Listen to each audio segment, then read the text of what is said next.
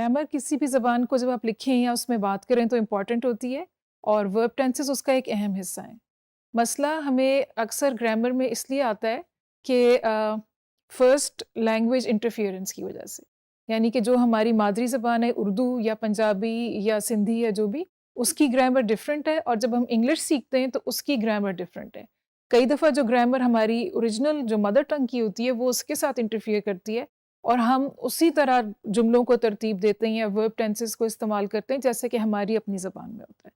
इसकी एक मिसाल ये हो सकती है जैसे अगर आप कहें मैंने खाना नहीं खाया और आप कहें मैंने खाना खाया, तो दोनों में चाहे नहीं खाया या खाया, जो खाया का वर्ड है वो सेम रहता है।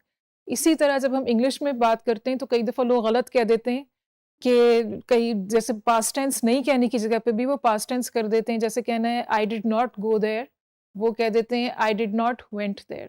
तो ये इसका ये मतलब नहीं है कि उनकी कोई ऐसी कोई कमी है या उनकी समझ में कमी है, सिर्फ ये कि वो अपनी ज़बान की ग्रामर दूसरी ज़बान के ऊपर इम्पोज कर रहे हैं, तो उससे थोड़ी सी कन्फ्यूजन हो जाती है। अक्सर अगर आप देखें guru.com वगैरह के ऊपर जब उन्होंने असाइनमेंट्स के लिए लोगों को कॉल किया होता है कि आप पिच करें और ये हमारी असाइनमेंट है, तो उसमें जो उन्होंने कंडीशंस दी होती हैं उसमें कई दफ़ा उन्होंने कहा होता है कि आपकी फर्स्ट लैंग्वेज स्पीकर वाली प्रोफिशेंसी होनी चाहिए, यानी आप इतने फ्लुएंट होने चाहिए जैसे कि यही आपकी मदर टंग या मादरी ज़बान है।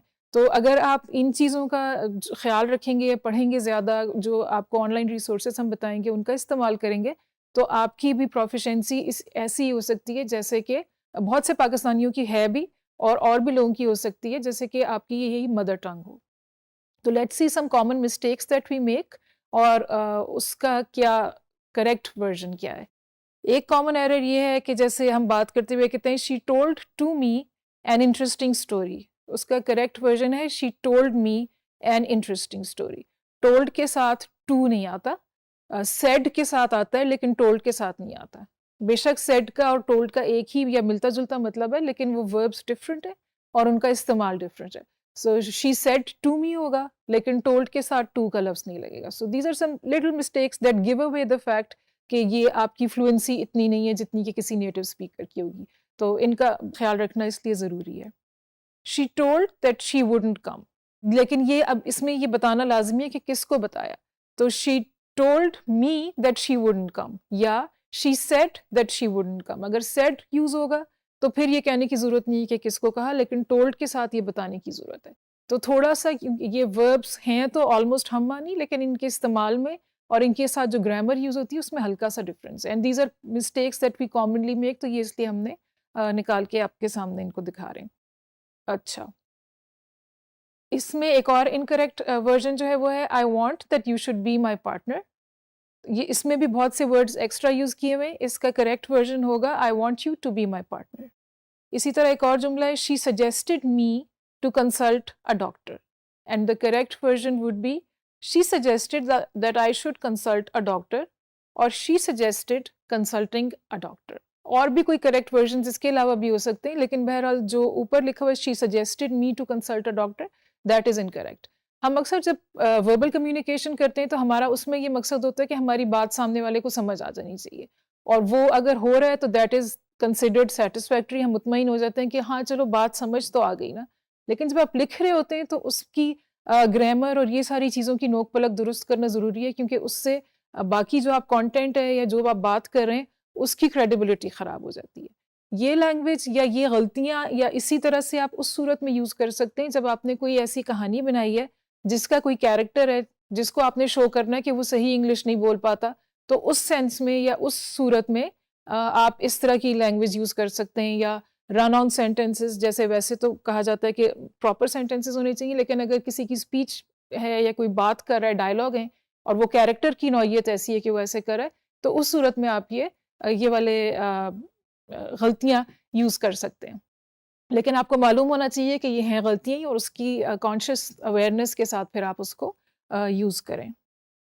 उसके अलावा एक और इनकरेक्ट है we discussed about his plans. This is a very very common error. बहुत ज़्यादा भी पढ़े लिखे लोग भी अक्सर ये कहते हुए पाए जाते हैं कि हमने we have to discuss about this. Discuss अपनी में एक कंप्लीट वर्ब है। वी डिस्कस्ड हिज प्लान्स का मतलब है कि हमने इस चीज़ के बारे में बात की, तो दोबारा से अबाउट का वर्ड यूज़ करने की ज़रूरत नहीं है।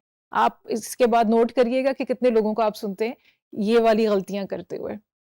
इनकरेक्ट ये है ही described about the situation. Again described का मतलब है किसी चीज़ के बारे में बताना, अबाउट के कहने की ज़रूरत नहीं है।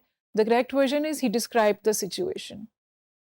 इसी तरह और कुछ मिसालें हैं। I have ordered for 2 cups of coffee, ये गलत है, इसमें फॉर नहीं लगेगा। I have ordered 2 cups of coffee. अगर आप कहें आई हैव आस्क्ड फॉर तो फिर वो करेक्ट होगा, I have asked for 2 cups of coffee.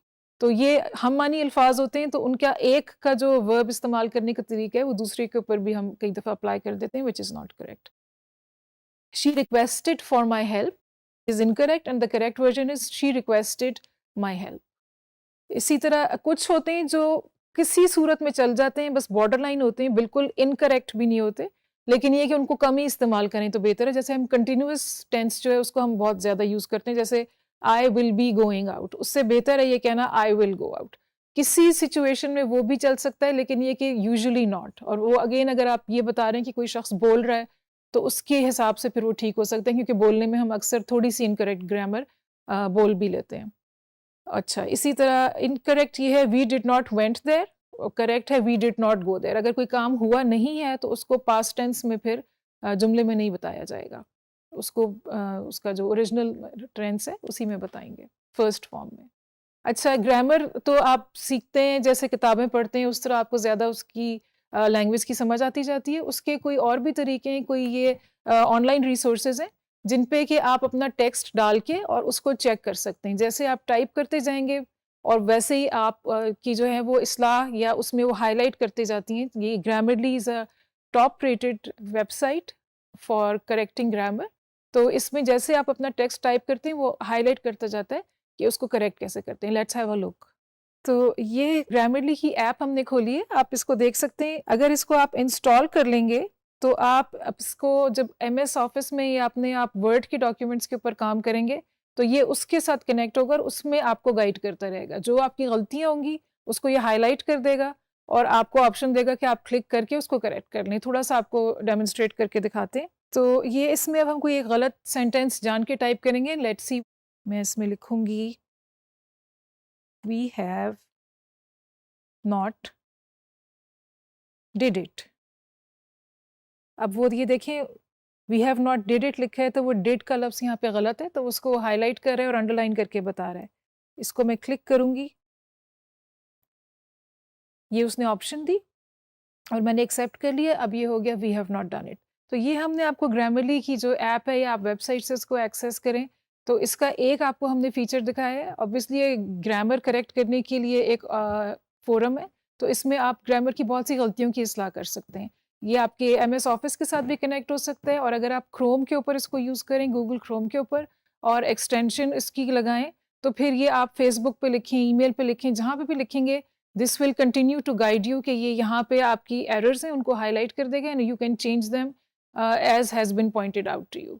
तो एक्सप्लोर करें इसको and this will definitely give you a better idea of how grammar is to be used.